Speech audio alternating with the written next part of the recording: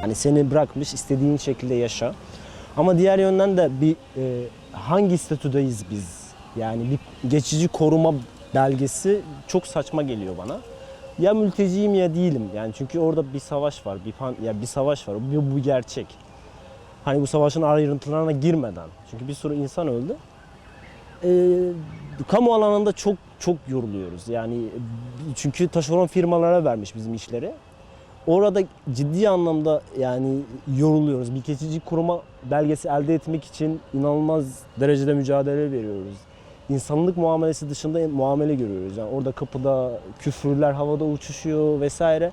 Hani bu iki taraftan da kaynaklanan bir şey. Bizim halkımızın büyük bir kısmı zaten eğitim açısından hani nasıl, nereden, ne yapacağını pek bilmiyor. Bunun üstüne de sen bu şekilde eğitimsiz bir şekilde de davranırsan bu bir kaos yaratıyor zaman içerisinde. Hani Türkiye'de yaşamak güzel ve kötü maalesef.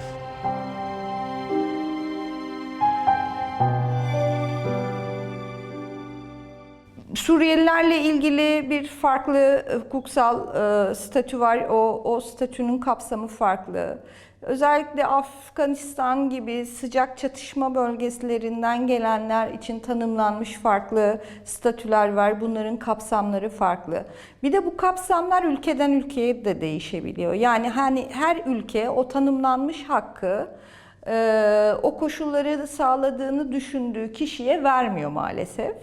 Orada iç hukuk devreye giriyor ve iç hukukta tamamen o an o göçmenin bulunduğu ülkenin iktidarıyla göçmen politikası arasında bir sıkışma var. Bunlar insanların yaşamlarını doğrudan etkiliyorlar. Aslında sorun da burada ortaya çıkıyor. Sıcak savaşa dayalı bir tanım mekanizması var. Yani bir statü tanımlama mekanizması var. Çünkü İkinci Dünya Savaşı koşullarında hazırlanmış bir Cenevre Sözleşmesi var ve hala özellikle bütün dünyadaki bu göç hareketiyle ilgili insanların yaşamlarını ve ulaşabilecekleri o yaşam kalitesini belirleyen tek belge bu. Temel insan haklarına erişimlerinde bile çok ciddi sorunlarla karşılaşıyorlar. Afrikalılar için neredeyse hiçbir statü yok. Ancak ve ancak çok istisnai kişiler, örneğin orada bir politik önder ve o kişinin kendi ülkesindeki o politik kimliği dolayısıyla zulme uğrama riski olduğu ispatlayabilir durumda olanlar için uluslararası koruma statüsü sağlanabilir. Ama dediğim gibi onun da koşulları son derece ağır. Sıcak savaş ve çatışma ortamına dayalı bir hukuk. Yani doğrudan doğruya size yönelen, sizin hayatınıza yönelen bir tehdidin olması zorunluluğu var bu statülere erişebilmek için. Statü, evet, kanunlarda o statüye sahip olduğunuzda temel haklara erişimleriniz düzenlenmiş. Ancak size o statünün tanımlandığı ilin sınırları içerisinde yaşıyorsanız kullanabilirsiniz. Yani diyelim ki siz uluslararası koruma sahibi olarak sahibi bir İranlısınız ve Türkiye Cumhuriyeti Devleti sizi Çorum iline kaydetti. Dedi ki, yani bu şu anlama geliyor, sen Çorum'da yaşayacaksın. Ben sana burayı uygun gördüm. Çorum ilinin sınırları dışına çıkmanız zaten yasak. Dışına çıktığınızda imza yükümlülüğünü ve devlete vermiş olduğunuz, evet ben Türkiye Cumhuriyeti Devleti'nin kanunlarına uyacağıma garanti ediyorum diye bir belge imzalatılıyor.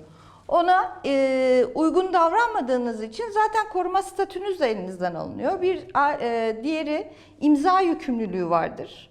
Bu imza yükümlülüğünüzü yerine getirmemiş olmanızdan dolayı bu statüler çok kolay bir şekilde iptal edilebilir statüler. Yerleştirilmiş bir İranlısınız, iş bulamadınız, herhangi bir geçim kaynağı yaratamadığınız zaman ne yapacaksınız? Bu geçim kaynağına erişim sağlayabileceğiniz bir iç göçe yöneleceksiniz. Çünkü göçmenlik durağan bir şey değildir. Göçmenler sürekli göçüyorlar. Yani hani sürekli bir hareket ve devinim var. Çorum ilinden çıktığınızda, İstanbul'a geldiğinizde zaten o statünüz otomatik olarak devreden çıkmış olduğu için yine sağlık hizmetlerinden, eğitim hizmetlerinden ya da diğer kamu hizmetlerinden faydalanamayan insanlar haline geliyorsunuz. Şu anda uluslararası koruma, yani sığınmacı, mülteci, daha uluslararası kavramlardan bahsedersek bu kişilere belirli bir sağlık hakkı tanınıyor. Bunlar eğer kişilerin uluslararası koruma başvurusu sürecinde ve mültecilik sürecinde Türkiye vatandaşlarıyla benzer bir süreç götürüyorlar birçok alanda. Ancak bu hakkı sadece ikamet etmeleri gereken yerde kullanabiliyorlar. Şimdi o zaman biz bu hakkı belirli bir sınırlarla esasında kontrol etmeye çalışıyoruz. Bunun kontrolünü de sağlık üzerinden yapmaya çalışıyoruz. Bu genellikle hem erişmesi gereken kişiyi hem de hizmeti sunan kişiyi çok da limitleyen ve sınırlayan bir noktaya getiriyor.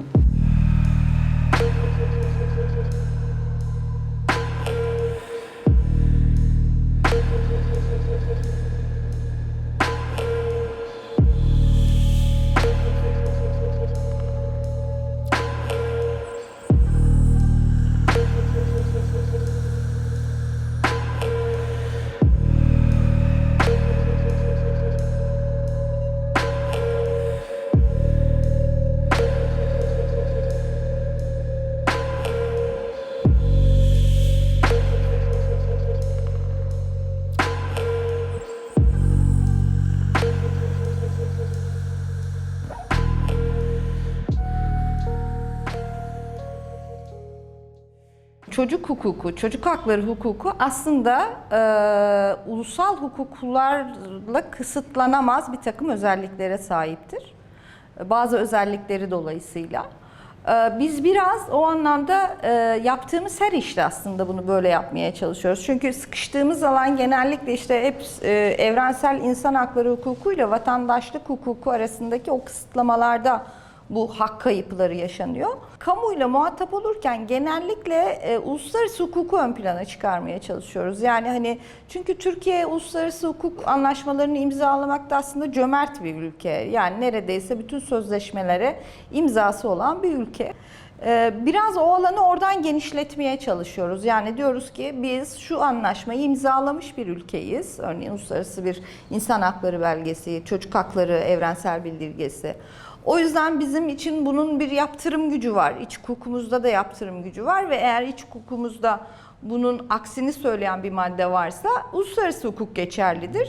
Özellikle eğitim hakkı konusunda bunu ön plana çıkarmaya çalışıyoruz. Annesi ya da babasının hukuksal statüsü dolayısıyla bir çocuk herhangi bir hakkından mahrum bırakılamaz.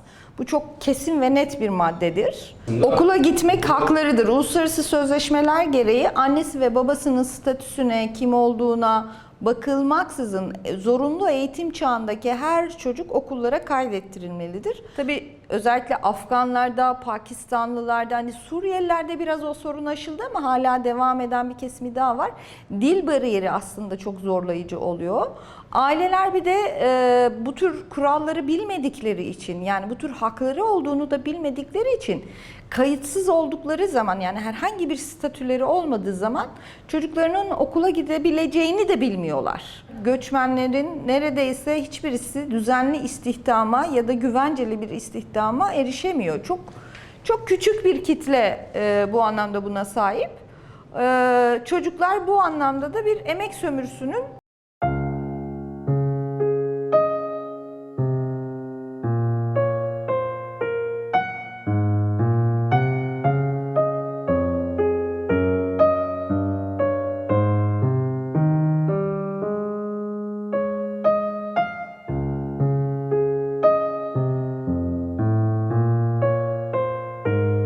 %2 milyona yakın 18 yaş altında göçmen mülteci çocuk olduğunu Türkiye'de biliyoruz. Bildiğimiz kayıtlı olan olmayan sayılarla birlikte ortalama olarak.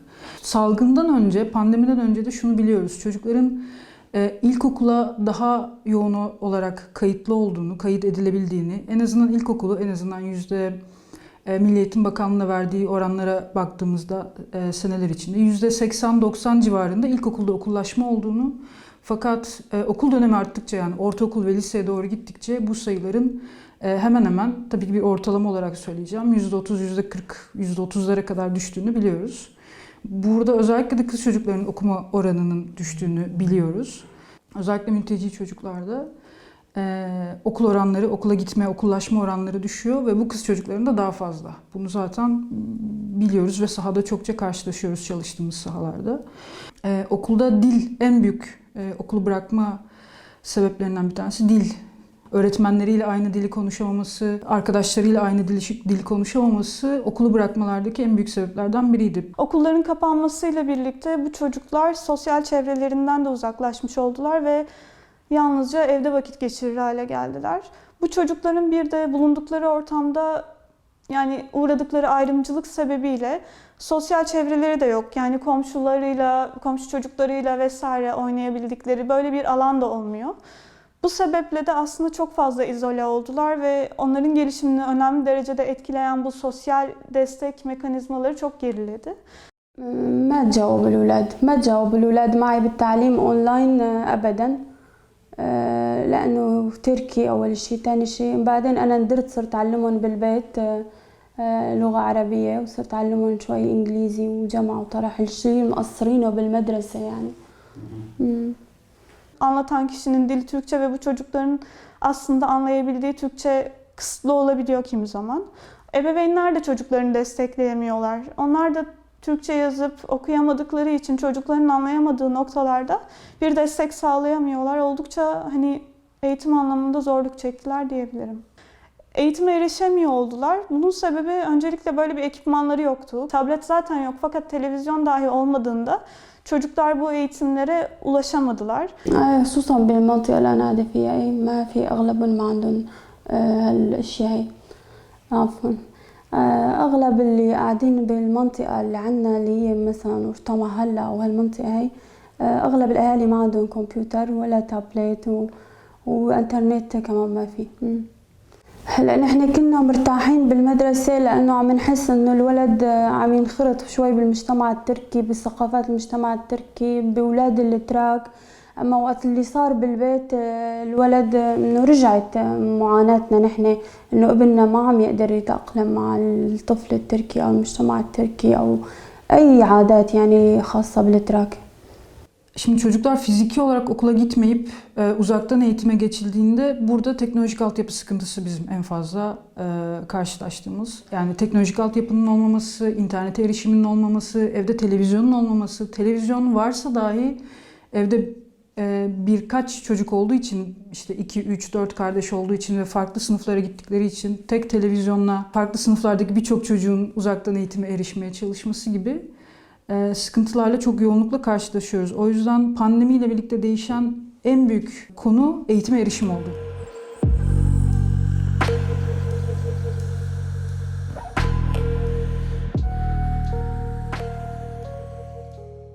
Bu dil bariyeri dışında en sık karşılaştığımız sıkıntılardan biri okuldaki öğrenciler arasında, yani Türkiye'li ve Suriyeli ya da diğer milletlerden öğrenciler arasında ayrımcılık ya da akran zorbalığı diyebileceğimiz konu. Suriyeli ya da diğer ülkelerden mülteci çocuklarla Türkiye'li çocuklar arasındaki akran zorbalığının ortaya dökülen şeylerin biraz yetişkin kaynaklı olduğunu görüyoruz. Yani çocuklar ebeveynleri ne konuşuyorsa evde okulda onu söylüyorlar arkadaşlarına. Benim ablam Konya'da yaşıyor ve bir 7 yaşında kızı var. 6 yaşında okula gitmeye başladı. Fakat kız kimlik sorunu yaşıyor kendinde. Oraya gidip Suriyelilere karşı çocukların yaklaşmaması kızın psikolojisini tamamen yerle bir etti. Fakat kız eve gelip sadece annesine şunu söylüyor: anne, ben neden, yani nasıl Suriyeli olmadığımı belli ederim. Okulda derdi buydu. Pandemi sonrası çocuklar bu konuda rahat ettiler. Çünkü neticede annesi ve babasının yanında dışlanmıyor bir yerden.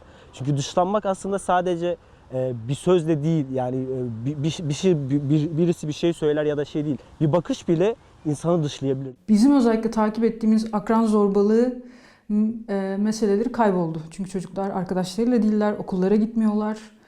Haliyle artık akran zorbalığı yok. Tabii bu akran zorbalığı yok değil. Sadece çocuklar şu an karşılaşmadıkları için bir tık rahatlamış oldular. Özellikle işte mülteci çocuklar, göçmen çocuklar, mevsimlik tarımdaki çocuklar da benzer şekilde ekonomik sebeplerden kaynaklı ayrımcılığa uğruyorlar okuldan. Onları da biliyoruz kendi takip ettiğimiz ailelerden, vakalardan. Hani tek pozitif tarafı diyebilirim, çocukların bir süre akran zorbalığı gündemlerinde değil. Ama öğretmenleriyle iletişimde çok sıkıntı yaşadıklarını, öğretmenlerine ulaşmakta zorluk yaşadıklarını biliyoruz. Eğer eğitime erişemiyorlarsa ailelerine yardım ederek ya da bizim de takip ettiğimiz vakalardan maalesef ki zaten önemli bir problem olan çocuk işçiliğinin bir miktar daha arttığını gördük bu dönemde.